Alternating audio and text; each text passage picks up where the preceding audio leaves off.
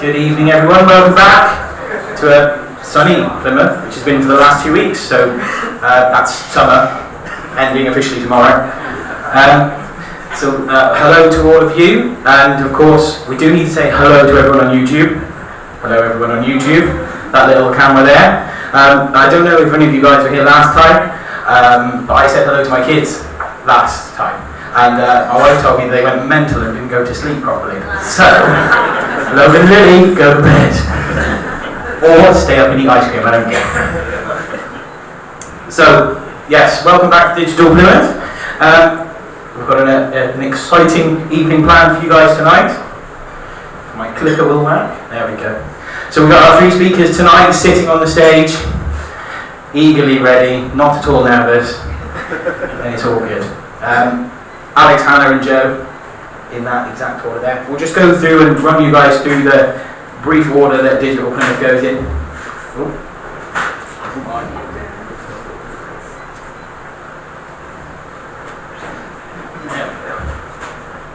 I've done that.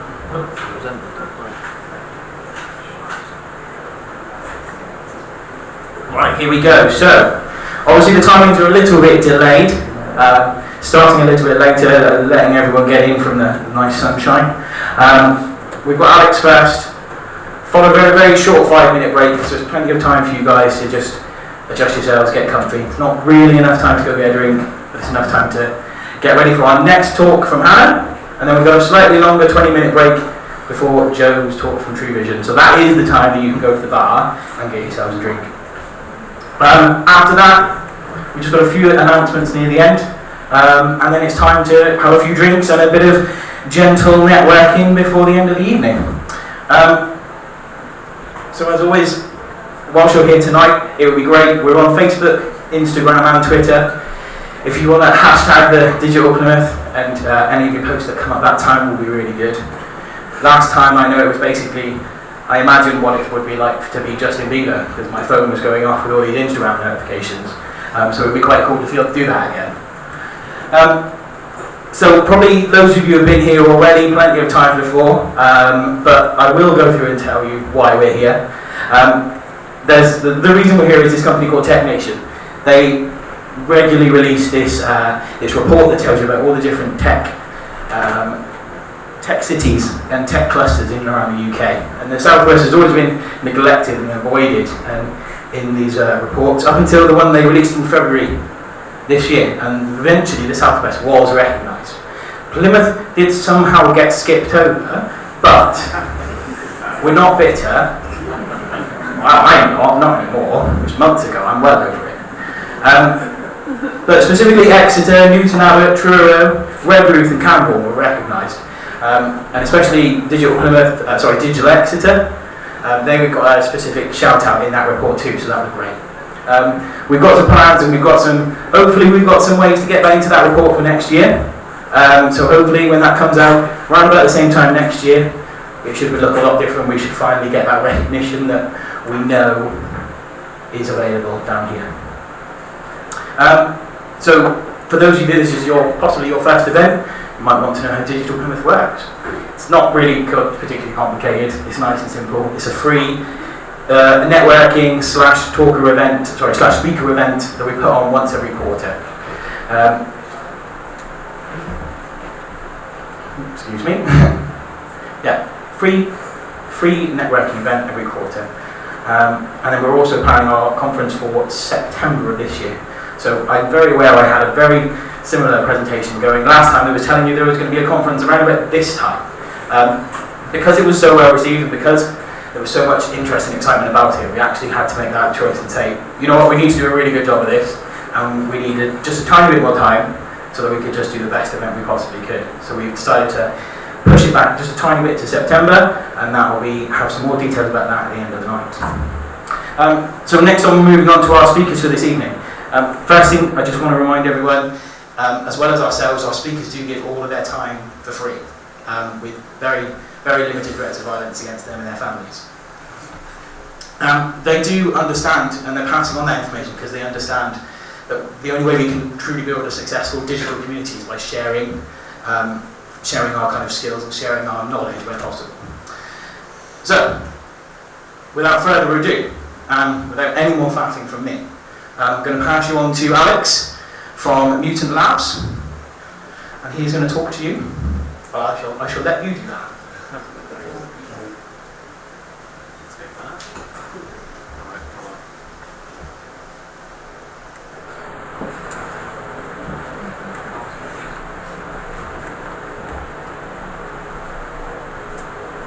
Right, okay, just getting used to the mic and holding this up, so forgive me if it slips away.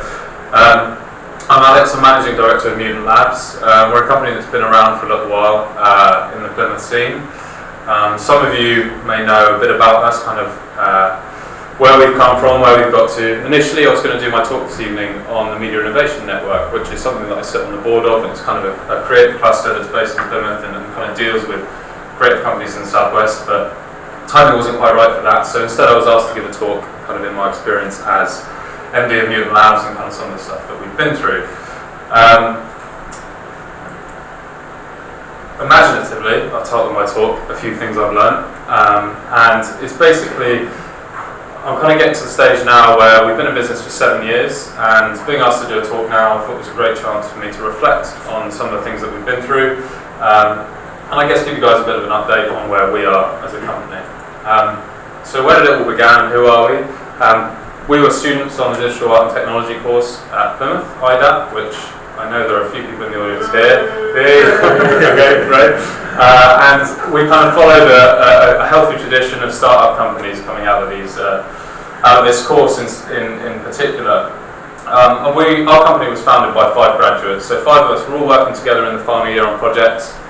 When it came time to leave university, we realised the jobs market was totally in the toilet. It was in the middle of the recession, and for lack of a better idea, really, we decided to start a company, which I'm sure is how the best business plans are created, kind of on a whim. But this was the 5 of us as we began our company. Obviously, drinking in the office, standard Monday morning for a bunch of students going into business. I think this was actually at our first Christmas that we had a little glass champagne in the office. But over time, our team grew a little bit, and we brought on some fresh meat or new people to the team. Tom joined in 2010, and in due course, we took on another member to bring us up to 7. And throughout most of the life of our company, we really sat around that 5 or 6 person team size. So one of the first things that I wanted to share that I've learned is that bigger is not necessarily always better. When you're starting a business and you're trying to make a go of it, you really want to keep costs low. And obviously, starting a company with 5 people means that you've suddenly got 5 times the overheads. You've got 5 salaries, desk space, every kind of outgoing in your business is multiplied by a factor of 5, which can make things very challenging, particularly as a startup company. There are going to be quiet times. You're not going to be stacked busy unless you're really, really good and lucky. You're not going to be really, really stacked with work all the time. So the situation that you get into is having these kind of big fixed overheads is that as soon as you have a quiet time, money is just kind of going out of the door. And the second thing that I want to share is don't take things personally, and this relates to specifically the 5 of us started a company together, and I think the point that we started, we were all in our early 20s, so maybe we were kind of 23, 24 I think would be about right, and in the 6 years that we were in business, it's inevitable that things are going to change, people are going to get interested in different stuff, they'll want to explore other things, and it's quite important not to take that personally when people want to go off and do other things, and I pretty much guarantee that any startup with a group of friends who started out straight out of uni, at some point that kind of situation may change, and it's how you adapt to that. And I think that actually people going off and doing other things is a really useful catalyst, if you like, for thinking about where your business is, what you want to do, how you want to change and adapt and grow over time.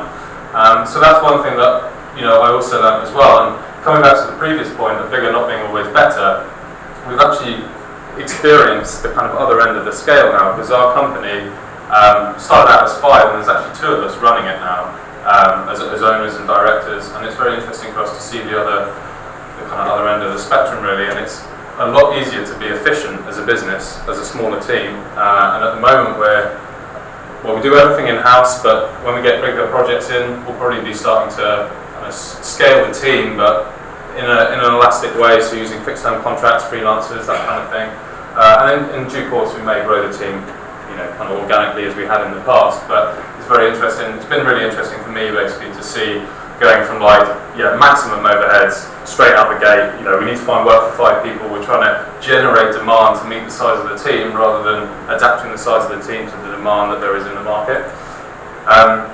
Which brings you nicely on to point number 3: know your market. So when we started our company, that was our offering. Our course was really, really diverse in everything that they taught us. Taught us programming, design. There was all sorts of random philosophy stuff chucked in there, from how the digital age is going to revolutionise mankind and all this stuff. Anyway, it left us with a really diverse skill set. And having the 5 of us in our team, there are benefits to having a big team, obviously, because we had, there was so much that we could do, but it was kind of quite hard to distill that to people in a meaningful way. So you kind of get to this thing where you say you do everything, and people kind of say, well, what is it that you actually do? The analogy I liken this to is when you go into a restaurant and you pick up a menu and there's like 100 things on the menu. In the back of your mind, you're thinking, surely they haven't got the ingredients to cook everything on here. And when was the last time they cooked like number 47 on the menu? And you get really concerned that they don't really know what they're doing. And I think over time this kind of sort of nagged away at me. And it came to the realisation really that you want to be great at one or a couple of things. So this is where we kind of took the direction of our business. So we decided, right, rather than doing everything, although we can do everything else, general digital agency stuff, we started our company to get into games. That was our passion, that's what we're working on at university. So we thought, well, we're offering game services to people, we're keeping our eye in, we're keeping our game skills up. And the plan was to use that to fund development of our own games, because the long-term ambition of ours was to productise, be able to sell a product that makes money in the background and makes us all wildly rich. Having seen App Store successes of various other companies. The thing that we didn't really count on, this is where the know your market thing comes from, is that the game services industry is incredibly challenging. It's really, really difficult. And part of that boils down to the fact there's not much local work. I think games inherently are rather like frivolous expenditure, so therefore big brands, they are for companies that have a marketing campaign where they want to chuck a load of money towards a game to engage with potentially a younger audience. There wasn't a huge amount of work locally, so that meant that we were actually searching up the country in Bristol, London, doing work in the US just to win contracts, and that means it's quite expensive to actually get work. In spite of that, we managed to work with some really cool brands, biggest of which probably was Party Network in the US, which was really cool. So it wasn't all doom and gloom, but it was actually really hard work to kind of foster these relationships and actually turn it into something that was worth something. And this in turn meant that the dream of funding our own games was very difficult, because we were, that effort to fund ourselves was built on a kind of, not shaky foundation, but one where we were just constantly kind of treading water, if you like, to ensure there were enough projects coming in from these places all around the world. And it kind of comes back to that as well, it's all tied in. Basically being a big team with large fixed overheads meant that, and in a challenging market as well, it's quite tough. In spite of that, we did actually manage to fund some of our own games, which was great. Some of these took advantage of various grant funding, so if you're in the games industry, grant funding is like a godsend, because it allows you to work on your own stuff, which is really cool. And some of these we funded ourselves with our own our own money. Did we make a huge amount of money off these products? Not really. We've got a lot of exposure though. Again, all of these are in the mobile space, which is a really, really tough market for releasing apps. You get millions and millions of apps, and exposure is really tough. So for smaller companies, where you're competing with the big guys who are spending maybe $1 million a day on advertising their games on the App Store, it's kind of hard to compete. But they're very, very useful exercises for us as a business. Point number 4, get the message right. And some of these might seem really, really obvious, but for me it's kind of, on looking back, it's actually seeing how the course of our business has kind of adapted following these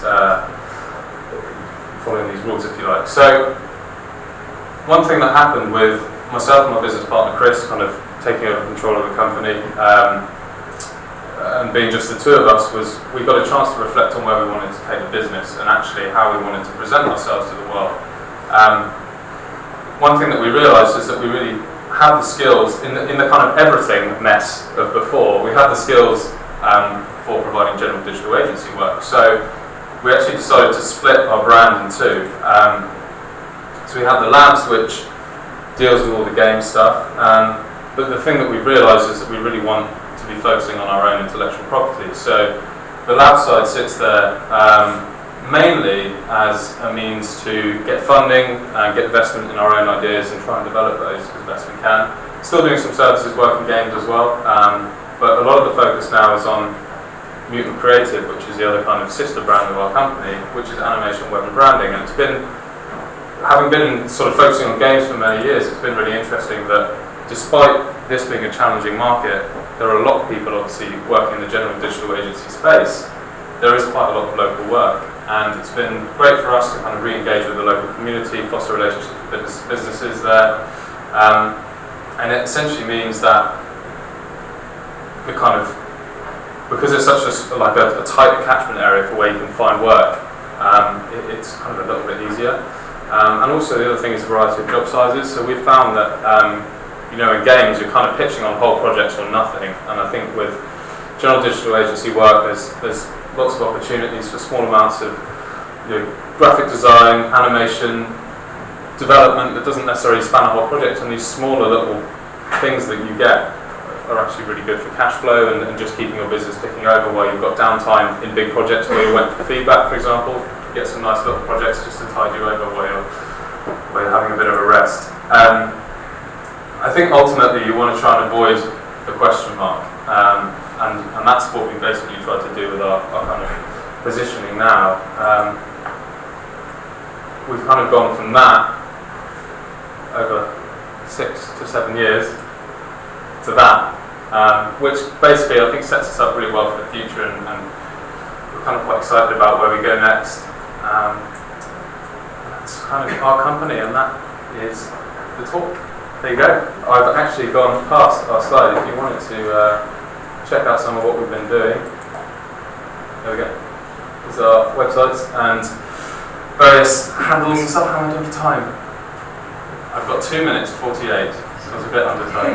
But yeah, I'd be really interested to field any questions from people. I'll be hanging around at the bar if you want to chat about your experiences running a business, or if you've never run one before and you want to know a bit more about stuff that we've kind of done or been through, or want some advice, that's fine as well. So I guess I open the floor to questions from people. I wondered if you felt like over the past 7 years whether the amount of workload has increased or not. Well, so the question is whether the workload has increased. Yeah, whether there's more stuff available locally, do you feel like it's growing? Or? Yeah, I would definitely, and I think. Hold on. There we go. I was just going to put that down because I don't need it anymore. I think so. Yeah, I think the general sort of creative industries here is kind of quite rapidly developing, and I think just to set you up nicely, Hannah, the council is doing some really interesting stuff as well, and I think it's great that kind of leading figures in that industry are starting to take the initiative to really invest in that kind of stuff.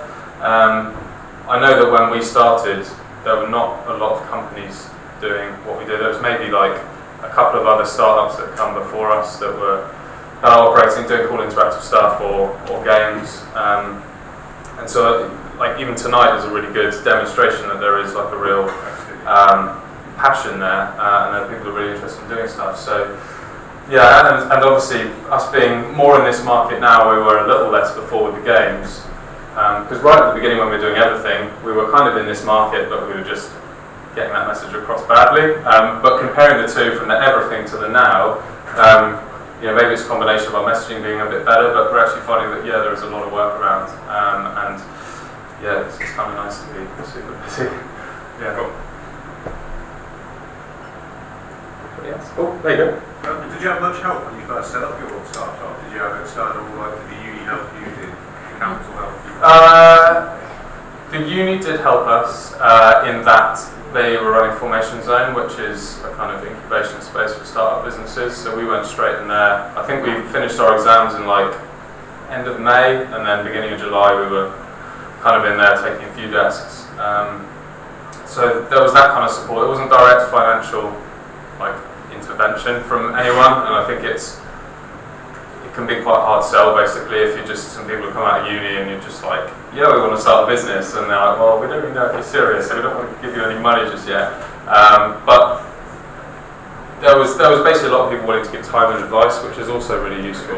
That was the basis of my point. Was there much guidance that you got from external people? Is there anything that... Yeah, I mean, there was guidance from people who started businesses before off our course, which was really, really useful. And you know, I think that a lot of the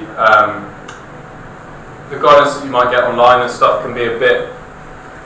There's nothing better than basically sitting down with somebody and cutting through all the noise and the rubbish, and then just saying like, look, this is how it is. You need to focus on that. Don't worry about that. That will sort itself out. You know, you kind of get someone who's been through it and kind of relay personal experience. So, and that's kind of why us and I know other businesses like Elixir and stuff are always keen to give their time for people, because we've had that in turn when we started out. So it's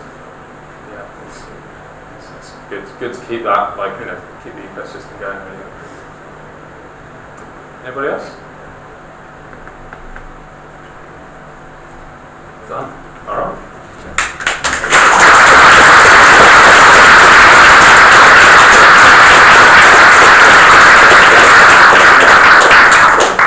Okay, thank you very much, Alex. We're going to take a very short 5-minute break. Don't forget, we're on Digital Plymouth. Hashtag all your messages, get us coming into them. Thank you for putting up with my rambling in the first 5 minutes. I promise I'll be a lot better next time. That's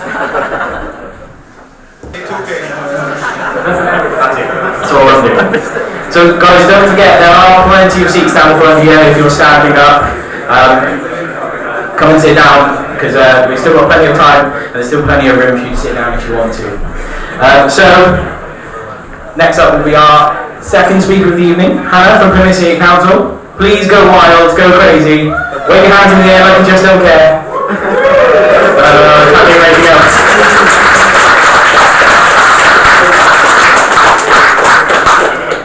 Okay, hello everyone.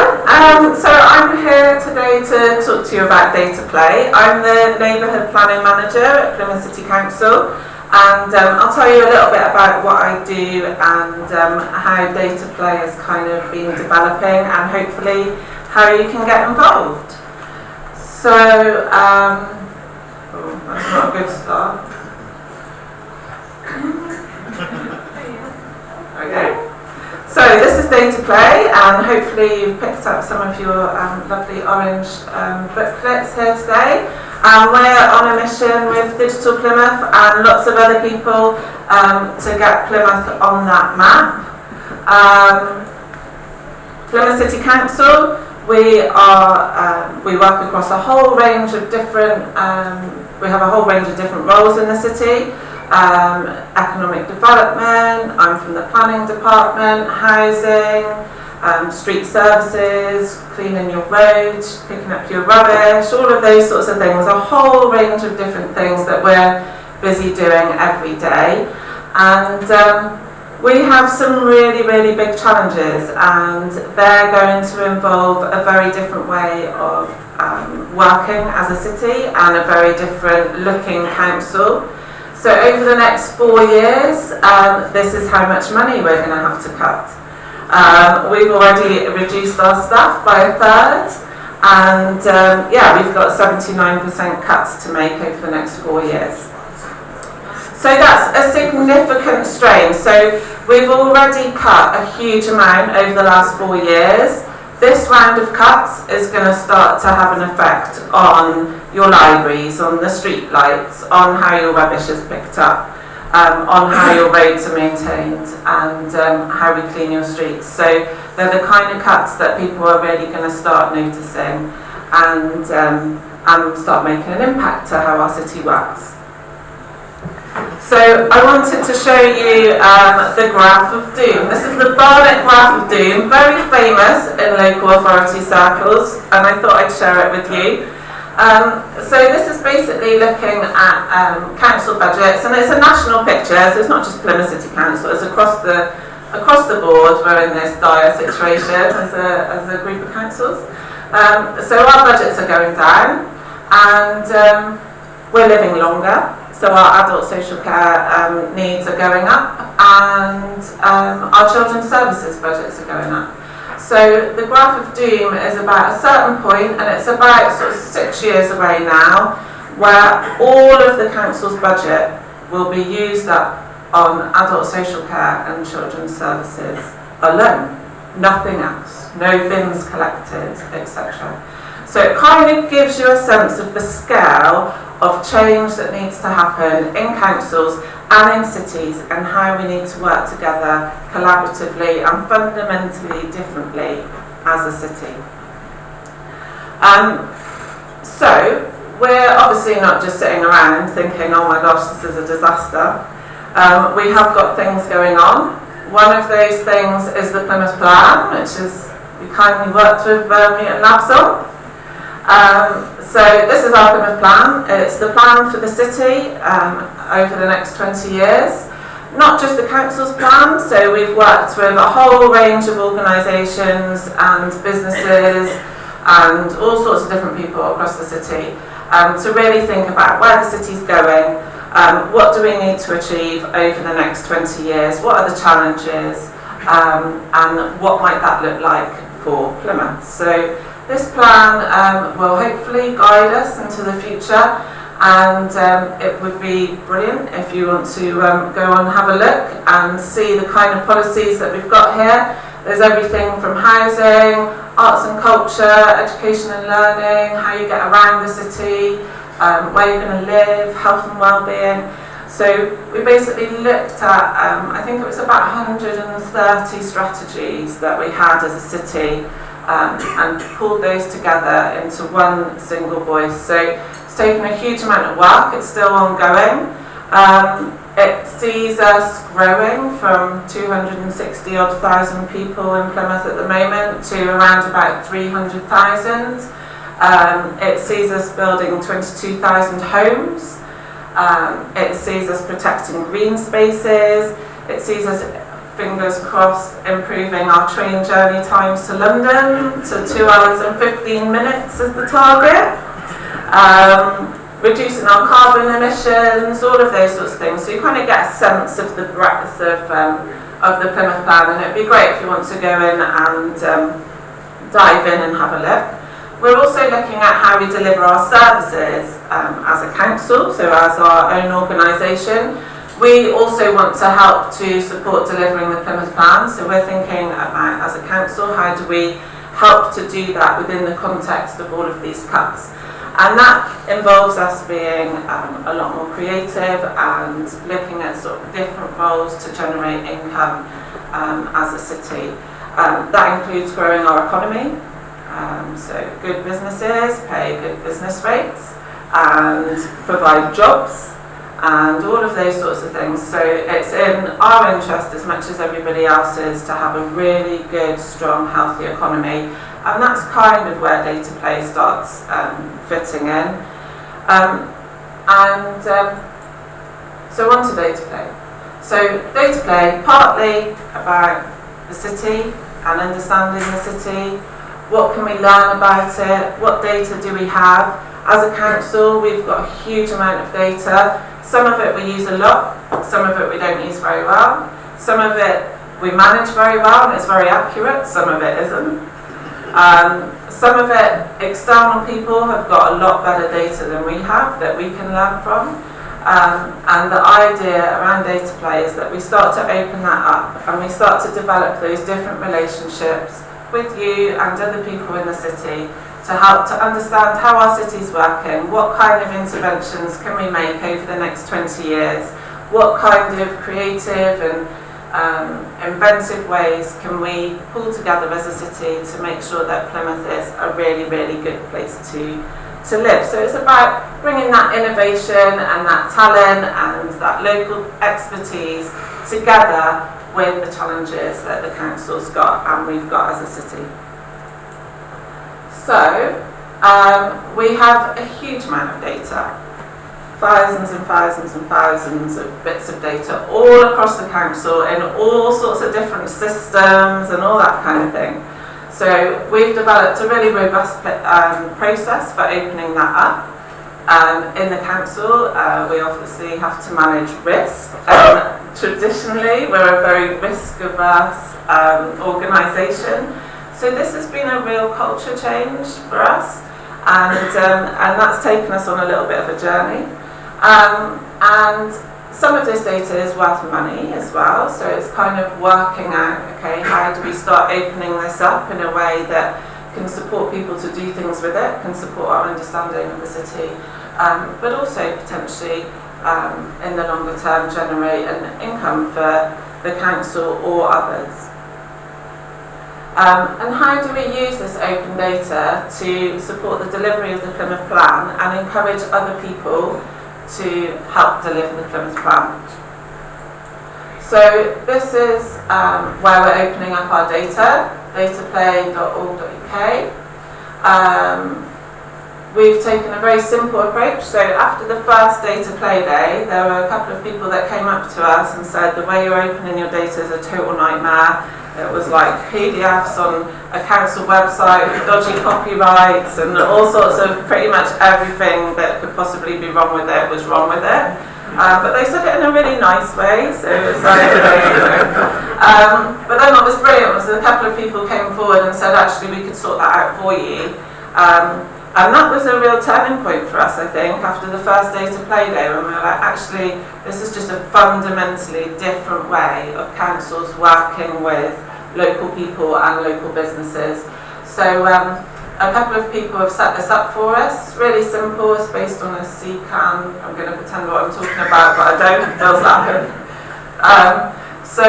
Yeah, really simple, really kind of easy to upload, and we're slowly starting to crack through our data sets, so you can start to see things going up there, and hopefully you can use them. So it's very much growing. We now had 2 data play days and 2 young people's versions in partnership with Rio. And it's really about creating a space to play where people come along in their spare time, usually on a Friday and Saturday. So we try and create an environment that's fun, interesting, good food, music, soft play, those kind of things. So we kind of try and get into the zone and encourage your creativity to come out. We put some data out there, obviously, and increasingly we're starting to set challenges as well, which I'll pick up a little bit more in a minute. So we try and create ways where people can kind of start connecting, getting to know people, meeting different people. So the kind of people that come along are from the tech and digital industries, but also from the council, from Plymouth Community Homes, from public health, from the culture board. So it's a real mixture of different people that start to come together, and increasingly, particularly in the last data play day, we started to see community groups and residence groups come along as well, and that's where it starts to get really interesting, I think, because then you start to have that real local knowledge, local challenges coming together with a whole range of different skills and resources to see whether you can make things happen and start finding new opportunities. So there's a lot of kind of sharing of skills and sharing of ideas through these. So the idea is that we're all working together slowly over sort of the last year as we've built up data play. We've been working with IDAP, we've been working with Digital Plymouth, we've been working with a whole host of different local businesses and organisations to build up a really good picture of how the council can really make a meaningful impact in this area. And I think the way that data play is growing now, and people are sort of joining in. I think that's sort of testament to all of the people, many of whom are here tonight actually, have kind of pulled together and sort of put their ideas and their effort and stood by us and all that sort of thing. over the last year to build up data play, and it's really exciting to see where it's going now. So we've started to pull in external funding now and support others to do the same. So they're very much building up, and we're starting to sort of explore new opportunities that we can take forward with it. So sharing skills is really important, and I think that's been one of the most fruitful things. So from the last data play, we offered £2,000 rewards, so there's 3 of those. Elixir were working together with a family that came from the Library Coding Club, and they're working together on an app around sports and how you find out about your local sports, for example. The Tree Partnership are working with IDAP to develop technology around trees and understanding the impact of trees. So it's about kind of bringing people together and enabling people to work together and share those skills. And there's new opportunities. So we're really interested as a council to explore what new opportunities there might be. That could be the council investing in your business. It could be the council investing in an idea. Could be the council bringing data or resource to the table to make something possible and to enable you to experiment in the city and try something out. Because the interesting thing with the context around local authorities is that every local authority is in the same boat effectively. So there's real opportunities, I think, for us to create an environment where people can try things, experiment with new business ideas and potentially roll them out a lot further. And we want to show off local talent. So, as a council, I guess we have a sort of a different role and a more independent role, and we want to use that opportunity really wisely. We want to be shouting about the tech sector in Plymouth. We want to be showing off all of the local talent and the local skills that we've got. We want to be encouraging people to stay in Plymouth and set up their businesses here and contribute, and that's very much part of digital play, so data play. So this is Chris from IDAP doing his talk at the last data play, and I think everything that we're doing is about sort of bringing different people together. So what was lovely about this part of the data play day was it was about bringing the IDAP students together with older people that had no experience of data or digital or tech. It was bringing together a whole mixture of different people, different communities, and encouraging them to sort of think about some of the challenges that we've got. So in terms of investment, I kind of mentioned it briefly, and I've mentioned the fact that the council are looking at different ways of operating and different ways of working, and I think that's a key message that I want to get across, aside from encouraging you to come along and contribute to a data play, is to come and talk to us, and come and talk to us about your business ideas and what you're up to, and see how that might fit with where the council's going. We pledge on Crowdfunder, so last year we pledged £60,000. This is our pledge to TruVision, who you'll hear in a minute. So last year we were pledging up to £5,000 per project, and you can see that GAIN is also pledging to local Plymouth businesses. That's something that we're building up this year. We've got £180,000 to pledge on Crowdfunder. That money comes from development in the city, so people that are building need to pay something called the Community Infrastructure Levy. It's a certain amount of tax. And we need to invest that in infrastructure in the widest sense in Plymouth. So, how do we help to support and oil the wheels of a growing city? And we look to Crowdfunder for projects. It can be any project really, as long as it's involving local people and is investing in Plymouth, then we'll be watching and looking to pledge towards that. So that's a really easy and visible way for you to see how we're supporting sort of early projects and new ideas. And then at Data Play, we bring a panel of experts together to come and look at what's happening over those 2 days. So not only do you have the opportunity to pitch for projects around £2,000 up to the next one, there'll be one for £6,000. So there's kind of, small budgets that you can pitch your ideas towards. You also get to meet some really interesting people and make those different connections, and that's something that we're really building and growing. So as a council, traditionally we've procured in a way that's very removed from sort of relationships, and actually we're looking at a lot more collaborative way of working. So this is Kalechi, he's the Director of Public Health, for example, so he came along to the last play day, listened to what people were doing, was thinking about how that could be applied to his public health agenda, how that could be applied to how he's working, was hearing about the different sort of ideas that people were having, and then that spun off into all sorts of different projects.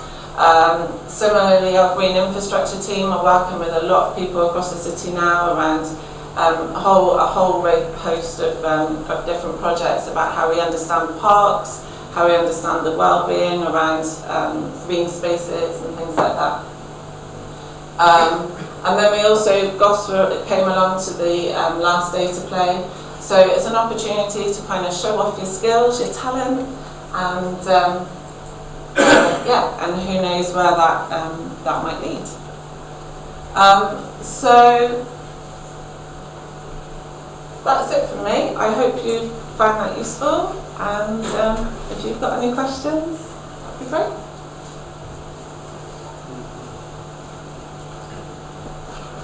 Silence.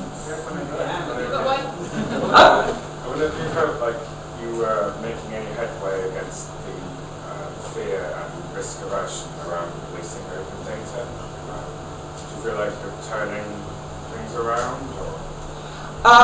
Within the council? Yeah, so that was my main driver for Data Play, was that we need to improve how we manage our data and get it out. I think definitely there's things that are starting to chime, and that's been thanks to the people that have joined in, really, that we've been able to go back and say, look, this is what you can do with data if you open it up.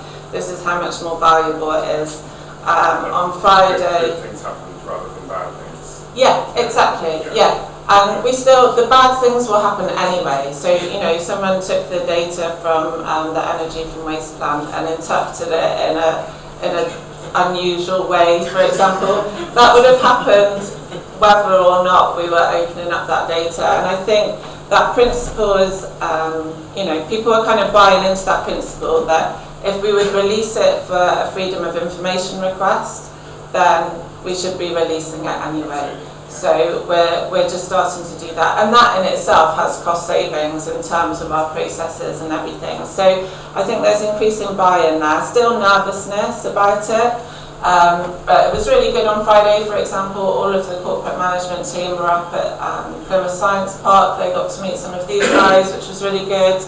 And I think there's a sense that just generally, there was a really interesting Nesta report published in March this year about how councils operate, and I think there's just this sense that we part of this fundamental change has to involve being a lot more open and a lot more trusting in a different relationship. So that's it is happening. Yeah, at the back. Oh, Ed, yeah, go for it. The council's social enterprise investment fund around social enterprise cities has been really successful. Could you see something similar for digital, and what would that take? Oh, yeah. Well, I guess they potentially could be the same thing depending on your business. You could go for the social enterprise investment fund, which is available for anyone who has a social enterprise. I think there is potential for us to start to think about how we use our budgets a lot more smartly. So traditionally councils have gone for quite large procurement, and I think there's opportunities to perhaps start breaking that down and to make it more accessible for local businesses and a bit more innovation to happen. So I guess potentially you could start to look at budgets there. I think also if we get ourselves on the map we're starting to talk a lot more about smart cities in Plymouth and what that could look like. There's been a lot of sort of big companies that have kind of, taken on the role around smart, and I think a more grassroots approach to that could be really innovative and really different, and I think Plymouth's got the potential for that as well. So as a council, we're absolutely on board with those sorts of things. We expressed an interest last week for some European funding with Plymouth College of Art. So we're keen to start looking at where that funding could come from and how we could start distributing it. But I think just thinking about how we procure as a council would have a big impact actually. There's a guy, yeah. When you talk about open data, I assume you're not talking about any personally identifiable data, local systems or something like that. No, so we have a load of checks and balances in place to make sure that what we're opening, people aren't sort of identifiable individually and things like that. So there's a whole load of processes that we have to get through before we open data. So we anonymise it, but hopefully not in a way that uses its usefulness, if you know what I mean. That's definitely a trade-off. Yeah. Yeah. Oh, sorry. You can fix that. Yeah. For the next data play, like you won't throw out all of the data that you have before you channel and say, today we look at this, play with this, or how does it work? So at the next data play day, I skipped over the dates, I think. We are focusing on communities. So there's kind of two different things going on at the moment. We're on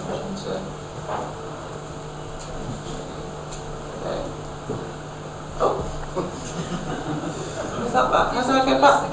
Back. There we go. Back to the dates. Yeah, that's it. So at the next data play day, we're focusing on communities. So we're trying to release a lot of local level data around housing and things like that. That should be September 16th and 17th of September. We're focusing around environmental issues and climate change. So we're looking at opening up, our flood risk data and things like that. And then on the 2nd and 3rd of December, we're focusing around public health. So we're theming them partly to start to build up some clearer challenges and to be able to explain some clearer issues, but partly as a driver for us to start thinking, what data do we have about that story and how can we open it up. So, but everything that we've opened up so far is obviously there, and actually there's a load of other data that is already open in other places that you can also use and pull together, so it doesn't only have to be council data. We're also really interested in ways that potentially we could be supporting sort of citizen science type projects and people to kind of collect data that actually helps to support how we run the city. So it might be that people come up to a data play with an idea of actually how to generate more data as well. But yeah, we're using those themes this year to kind of drive identifying data and getting it open. You also have worked with a local community group. Do you have data to see how this community breaks down into ages, into gender, and those things? Yeah. So we've got that, and we've got data around sort of education, the type of housing that they might live in, whole mixture of different things that that relate to communities. And we've also got some data that has been generated, so from surveys and things like that, we've got that as well. So where would I find it? So not all of it is open at the moment. So most of it is available either as PDF. So we've got some Plymouth Plan toolkits, for example. So if you've got specific areas in the city, they would be a good start in terms of seeing the kind of data that we've got about child poverty and those sorts of things. So you can go onto our website, look up the Plymouth Plan, and you'll see the toolkits. You'll see the toolkits there. They've got a load of data in them. I was going to ask, when is the traffic flow data going to be made available? Ah. That's one of them. Pardon? It's got commercial value. We can do the history, we can do the... Yeah, we can do up to our last, what is it, a month or 3 months? We can't do anything within the last 6, I think, we're like completely released, but we can do older stuff. Yeah, so we're going to do all the backlog of data. So, we're on the case with that, I think, aren't we, for the next data flow day. So, yeah, that will be open. But the immediate kind of last 3 or 6 months has got commercial value. So we're just kind of working through how we manage that. It might be that we can make that available, with sort of restrictions in place. But yeah. I have keeping a diary of certain dates whereby certain traffic lights have changed their pattern in such a way that it's quite unusual given the... We'd love you to share that data. Given on the same day, there was a news item saying Plymouth might have congestion charge. Lo and behold, there was congestion because the traffic lights had actually been changed just slightly. Wow. They were backing up the traffic. Share it. In the data. It's actually technically the data flow.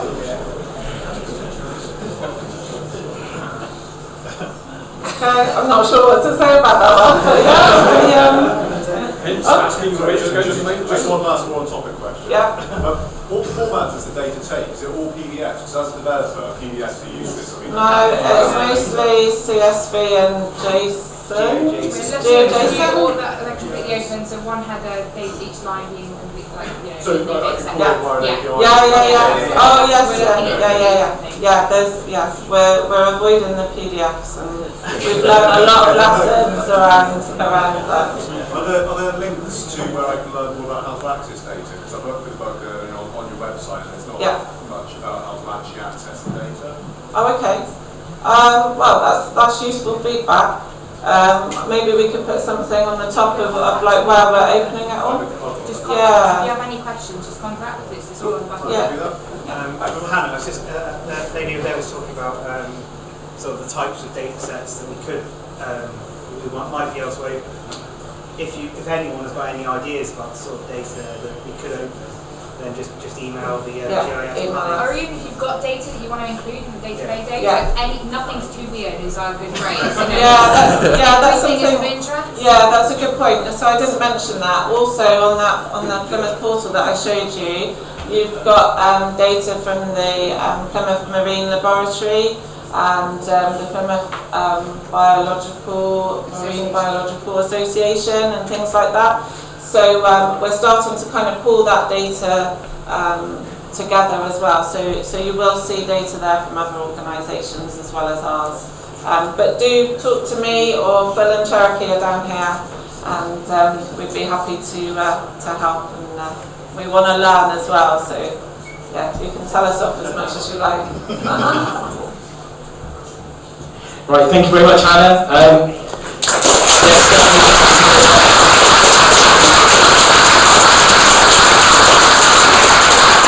rest of the guys from Data Play, as Hannah mentioned, are in the corner. I heard they will answer questions in exchange for drinks and packets of crisps. Is that right? Yeah. Excellent. So there you go. So we've got a 20-minute break now. Grab yourself a drink, go outside, refresh yourself, buy some crisps for those guys, and they will answer any questions that you want. Thank you.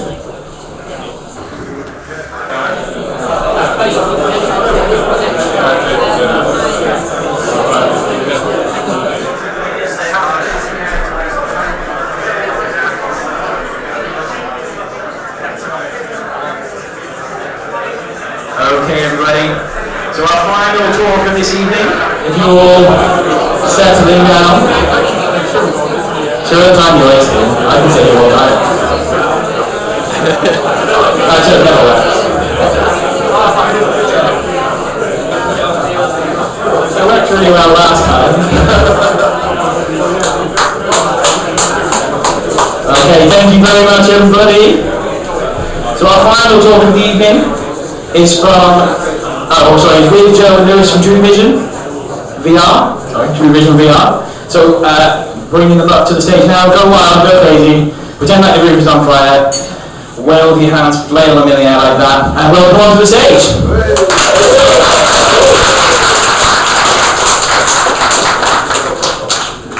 Thank you everyone. Kind of looks a lot bigger up here than it does sat down there. So yeah, my name is Joe, and this here in the virtual world right now is Lewis. And we set up a company, myself, Lewis, Gary and Connor, who can't actually make it tonight unfortunately. We set up a company called TruVision about a year ago now. It's actually our 1 year anniversary this month, which is really exciting. Thank you, Lewis, I think that's right. I'm quite enough VR for a couple minutes. Back to the slides. This is, I do apologise.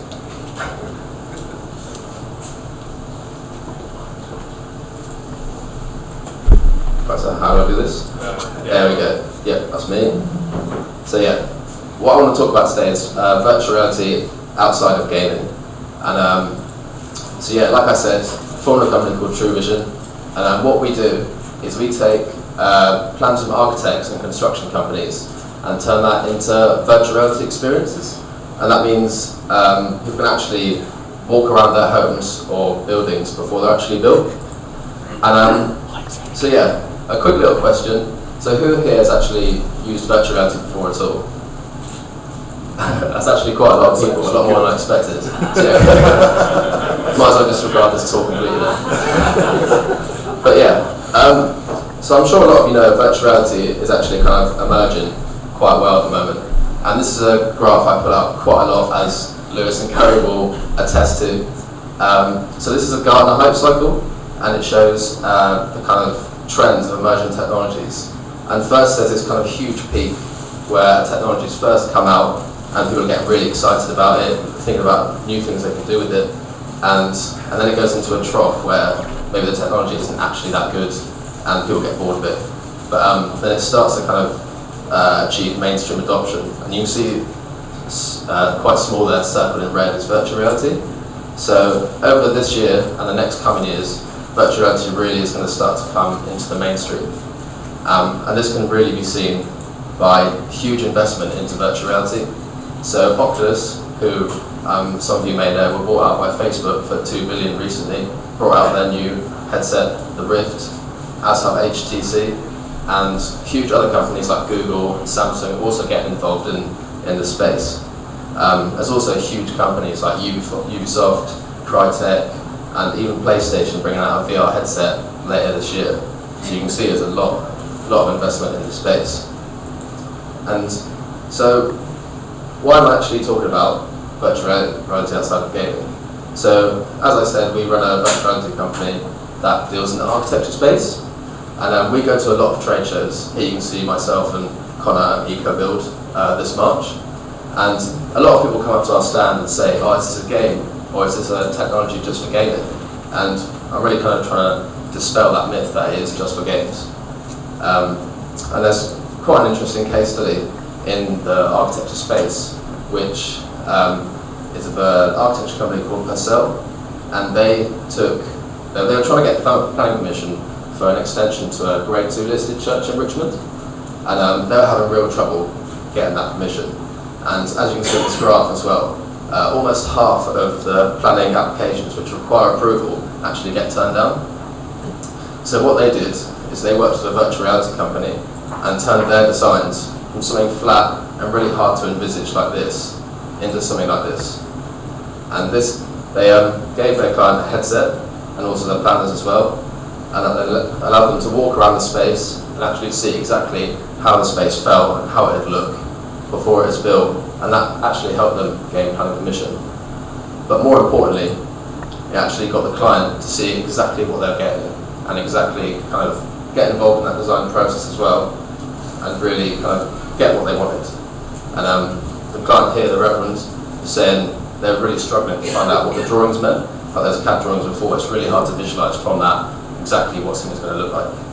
And for the first time, he really had an idea of what it was turning into, even saying dreams made visible.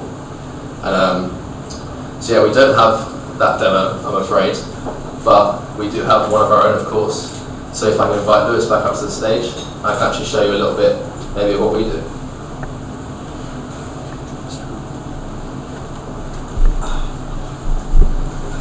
This is slick.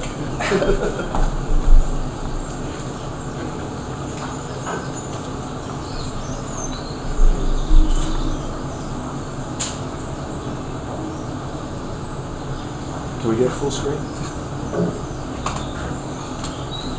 Right, so this is a demo that we take to all of our trade shows. So we go to EcoBuild, go to Vision in a couple of days, and we always take this along to actually kind of show people what it is we do.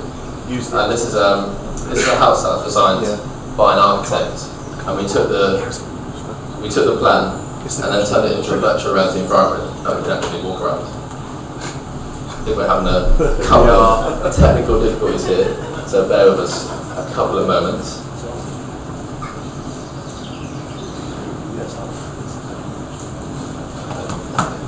Sorry. Right, you in? Yeah. He's in, finally he's in. Right, so here you can see the building that we took from the plan and turned into this virtual reality environment. And we try and make it as realistic as possible. Add embellishments like trees, you can even hear the sounds over me talking, of birds in the background. You can see add lights in there, wallpaper. And if he goes right into the living room now, you'll actually be able to see a TV on and a fire going as well. And then if he goes back towards the kitchen, it's not only just visualizing the space itself, we can actually change things in the environment. So we can now change the furniture, try different chairs out, try different tables, and also we can change kind of like the finishes on stuff as well. So like the kitchen counter here, for example. And even different times of day as well. So for example, we can do it in day and also in a nighttime setting. Very nighttime. But here you can see kind of different effects of different lighting on the building, you can change the interior and actually really get a feel for what this building's going to be like once it's finished. So thank you for that, Lewis. Time to get back to the boring slides.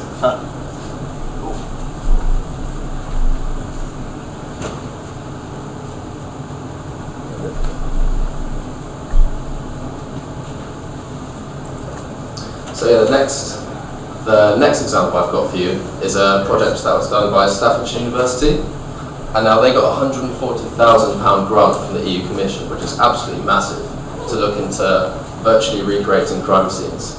And they used really cutting-edge technologies like laser scanning, drones, and virtual reality to go and recreate these crime scenes and get the jury to go into these scenes and actually experience what it exactly looked like when the police turned up.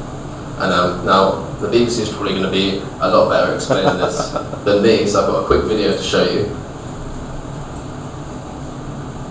A bit more switching around here. Yeah, just a bit. Did you find it?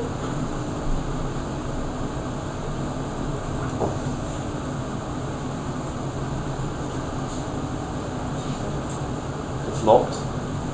It's locked. I don't know. We can go back again. What's that? Yeah. Go back to the side. I don't know why that's... Alright, never mind.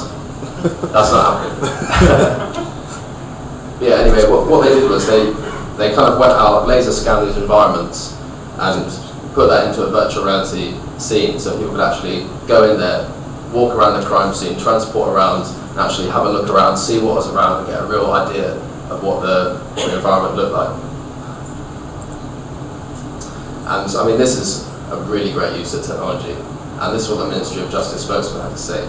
He said, making the most of new technology will remove unnecessary hearings, cut costs, and make justice more accessible. And I mean, if this technology can be used to save money, save time, and get the correct verdict more often, then surely that's something we should be looking into more. So, the final example I'm going to look at today is using it for training surgeons. Now, it's been a bit of a visual presentation, but I didn't really want to show any live surgery or anything like that, so I just got one little picture for you. So, I mean, virtual reality has been used for a few things in this space. Firstly, for kind of recording surgery and allowing trainee surgeons to see that, actually get up really close, whereas usually they'd be sat at the side of the operating room, not being able to get up close and seeing really what's going on. But also, the more important thing is they've actually simulated, I have to look for the word here, simulated laparoscopic procedures, which to you and me means using fibre optic cameras to go inside the body and actually navigate around and see what's going on. And they did a study across, I think 16 surgical trainees, and they found that the ones trained with virtual reality were quicker, more efficient, and made much fewer errors. So again, this is a technology that can be used to really even save lives possibly. So again, much more uses outside of gaming. So thank you for listening. I hope if you didn't know this stuff before, you've learned something new. And yeah, happy to take any questions. Yeah? So I'm an architect and we're able to work more collaboratively with consultants and advice with work. So it just makes sense to me that we should be able to work collaboratively with clients as well. So I was just wondering what sort of stage would you be to get involved in the project, like really early design stages, or we obviously sort of started building 3D now. Yeah. Yeah, so we kind of deal with any kind of architectural drawing, whether it's CAD, Revit, SketchUp, anything like that. And we can take those drawings, take anything you want, even down to the furniture you want to put in there, and really work with an architect to kind of go through that design stage and work out exactly what the client wants. Yeah. Yeah? I was about to say, what's the computer that does the 3D rendering? So it's all real-time rendered. We've got the computer. I don't know if it's disappeared, it's down there. Yeah, so it's all real-time rendered using kind of game engine technology. Yeah? Two questions. What platform is it you're developing? And do you use BIM data at all? Any of the kind of background, building information data, is that integrated anyway into the end product? Currently we haven't done any projects which actually bring BIM in, although that is something we really are looking at, because I know it's something huge in the construction industry at the moment. As to what we use Unreal Engine, so like I said, a game engine technology. Yeah, going back to BIM is definitely something we want to look into and push forward with, because I know it's going to be really important in the next few years. Again, yeah? So what's the size of the file that you'll just see? It really depends on the kind of size of the project. So the one we're running is probably a couple of gig, but depending on how big it is, it can be much bigger or much smaller. It really depends. Depending on detail. So the more detail we put in, obviously that bumps that file size up more. It's 4 gig, if you want to know exactly. 4 gig, yeah. That's what it is apparently. There you go. Any others? Yeah. Have you thought about using this for sort of visual impact?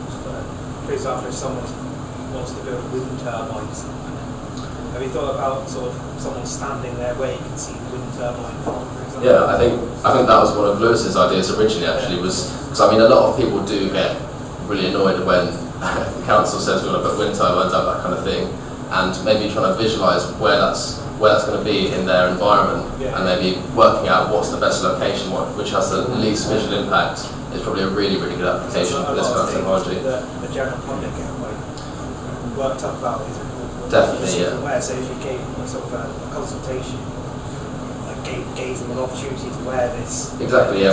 Bring everyone in, give them all headsets, and have a look around and be like much more at ease about what's actually going to happen to their environment. Yeah. Just another idea, which you might not already. Always have before ideas. But yeah, historic recreations, and I think specifically for the city, the architecture of the city has changed so drastically over the last 100 years, let's say. There's a real opportunity there to bring it to life. Definitely. In a way that people haven't really experienced it before. Exactly, and there are projects out there actually using virtual reality for that kind of thing, actually kind of going back in time and recreating those buildings that have been destroyed or that kind of thing. So yeah, brilliant idea.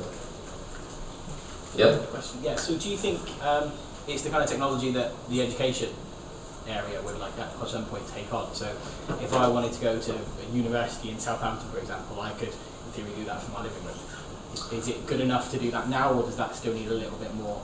I don't really know, to be honest, but yeah, I think that's, the technology probably is good enough to definitely do that now, even live streaming lectures, that kind of thing. And we've been talking actually with the council about kind of trying to help educate younger people and get them more interested in the kind of green spaces around the city. So actually get them openly involved in shaping those spaces and making them aware of exactly what it's going to be used for and how they can interact with it as well. Any more? All done?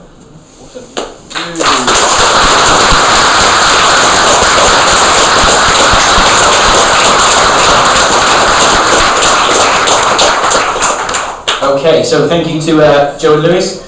We've just got a few more announcements now. We will say they have very kindly turned around and said that if anyone wants to have a little go on some of the virtuality stuff, you are welcome to come up and have a go. There are obviously a lot of people here today, so if you are going to go and have a go on the virtuality stuff, try not to sit here for the rest of the evening so everyone else can have a go. I'm sure if you wanted to get a demo in your business and things like that, you could also talk to those guys. I'm sure, again, similar to the council things, if you paint them in drinks and crisps, they'll pretty much do what you want. That's how we got them here. So, next up, we've just got a very 5 minutes from Rob from GOSS to talk about some of the opportunities that they've got at GOSS Interactive.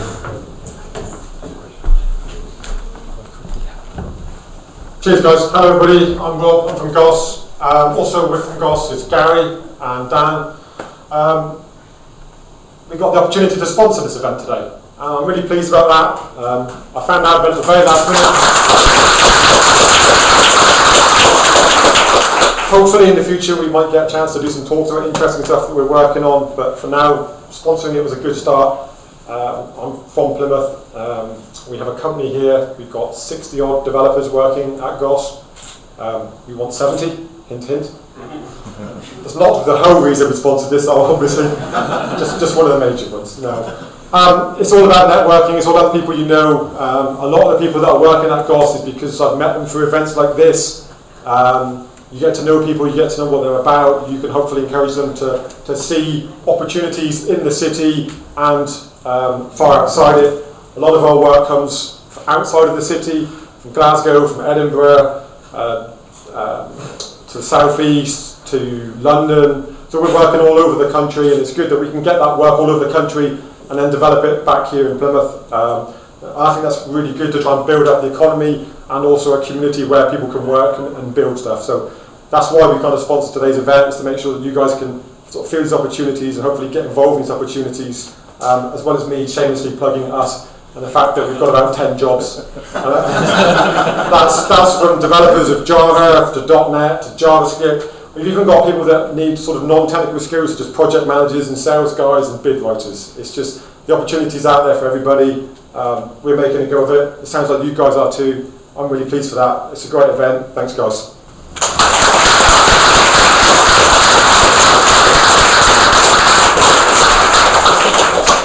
Okay, thank you very much. And obviously, as Rob said, I think it's 10 jobs you're looking for?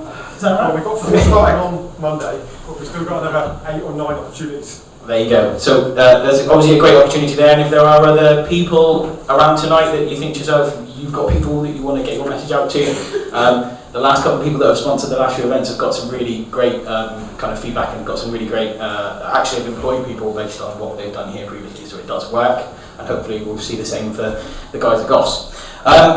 So moving on to the end of the evening, as we normally do, we kind of do the old cycle through of all the different events coming up in the next few months.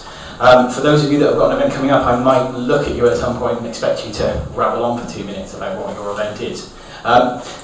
First up, we've got coming up in Think Tank as part of MESH, we've got a Minecraft day on Saturday the 9th of July from 10 AM.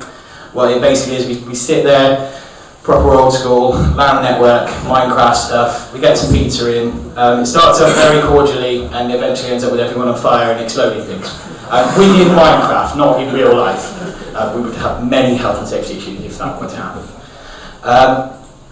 Next one up, Plymouth JS, which is always a great event. I actually spoke at the last one about how awful I am at using JavaScript, which went down really well for some reason. Andy Mantell, who is around, there he is, a handsome chap with his hand up. He hasn't actually scheduled a date other than it's going to be in August.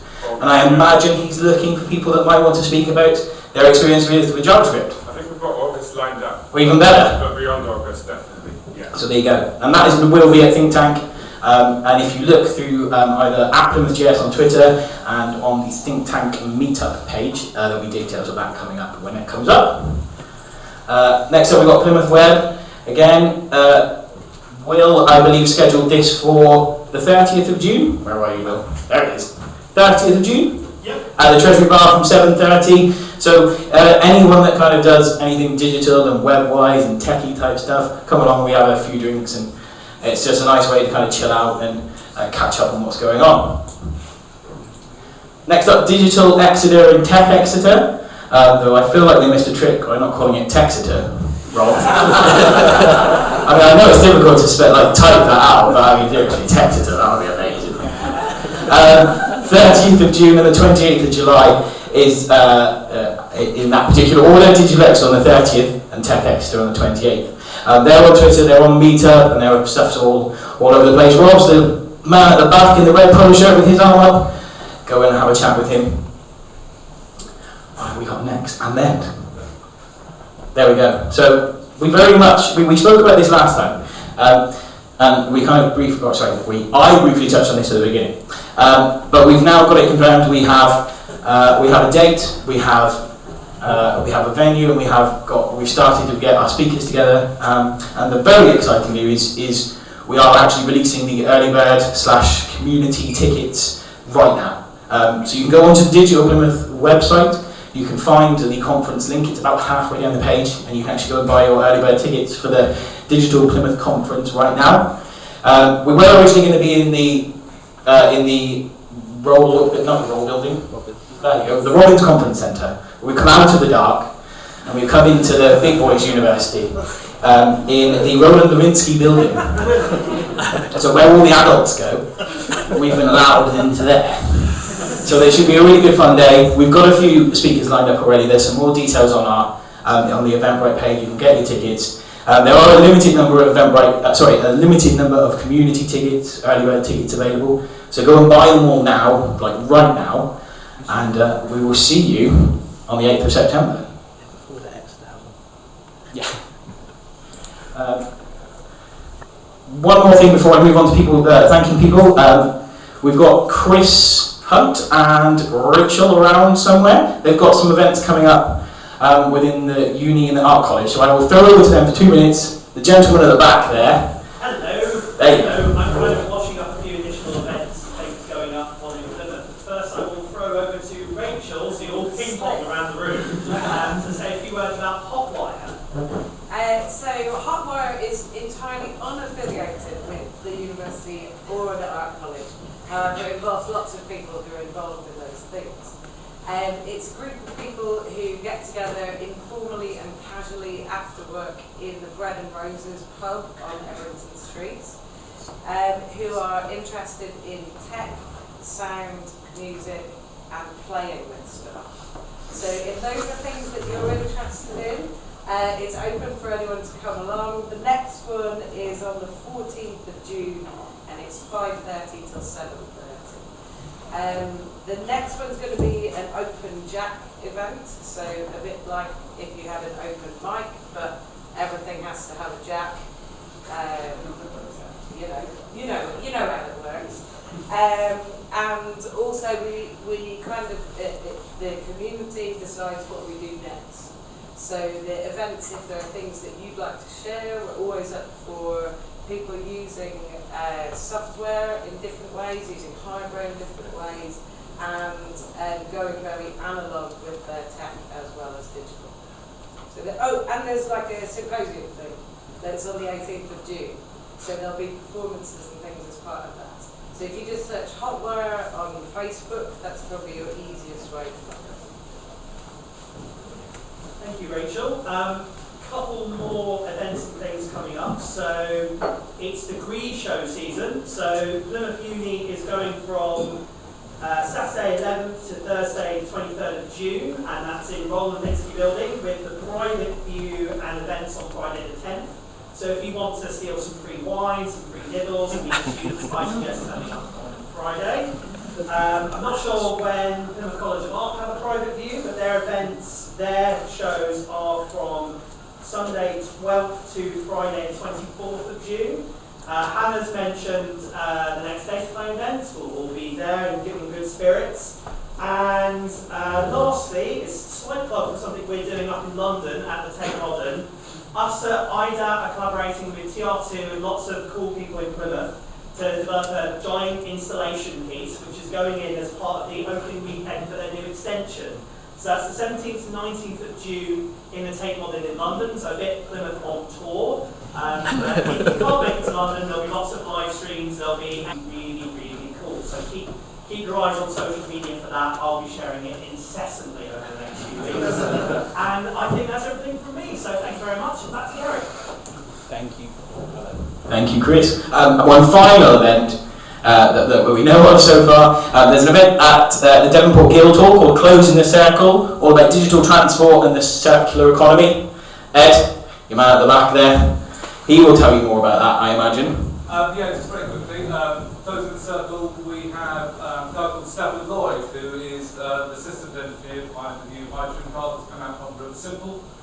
He's coming down to talk to us about how can digital solve problems of transport. A bit of a debate, loads of interesting stuff, but fundamentally they rely on digital to manage the circularity of all their products. And ultimately this car is never something that we sold, it's going to be something we share, so it relies on sharing platforms. So really interesting how digital is solving all sorts of problems around transport. Come on, citizens in June, it's on the website. Brilliant, thanks Gary. Thank you. And I know you're probably all thinking, I can't possibly remember all of those events, but worry not. Through the wonders of modern technology, we've got this thing called email. When we send out our feedback forms, we'll put a link to all the different events that we've listed on. The stuff that Chris and Rachel went through, there's even more of that, and there's lots of really cool stuff.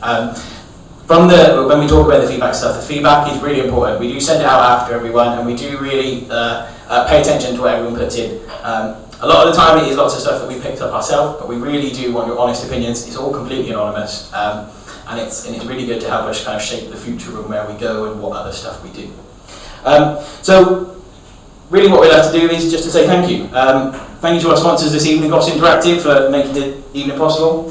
Thank you to Dom from View Here, who has kindly given up his time and filmed all of us for the evening. We've only had to pay him in drinks so far. In fact, I think he's actually bought me one. So if anything, he's paying to be here.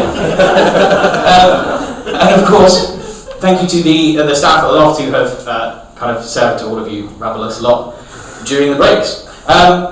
And of course we do also need to say thank you to the rest of the Digital Plymouth team. We all give up our time for free because we just really like doing this. There are times when it's incredibly stressful, and there are times when we think, oh God, really?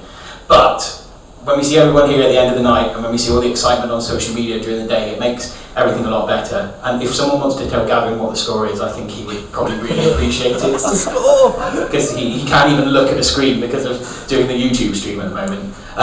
So it's a massive thank you to Rob from Think Tank, Mike and Julie from Team Digital. Julie, I don't think is here. Sabrina from Plymouth Co-work, me from Sonic DC, and Gary and Becky, Marina, Christian and Paul from Elixir. We should also say thank you to our glamorous bouncers, Chris and Tony, who are at the door, checking people as they came in. Luckily they didn't have to wear their bomber jackets and escort anybody out, which was great. So there you go, that's it. This is the end of the evening. Our next kind of meetup like this is going to be in December. And until then, we will see you at the Digital Plymouth Conference on the 8th of September. Don't forget, go online, buy your early bird tickets now, before we announce it to everyone else in the next week or so, and then they'll all go, and you'll be really gutted, and you'll be crying, and it'll be awful. Right. And with that, thank you very much, and we'll see you all next time.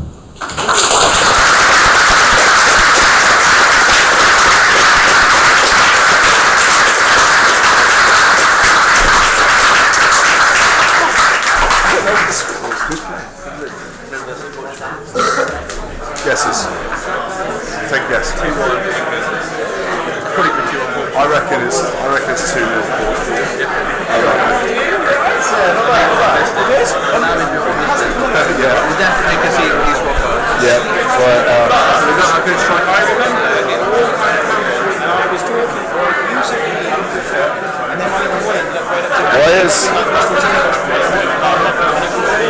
a search for England versus Portugal. It went 2006. It plays off the stream.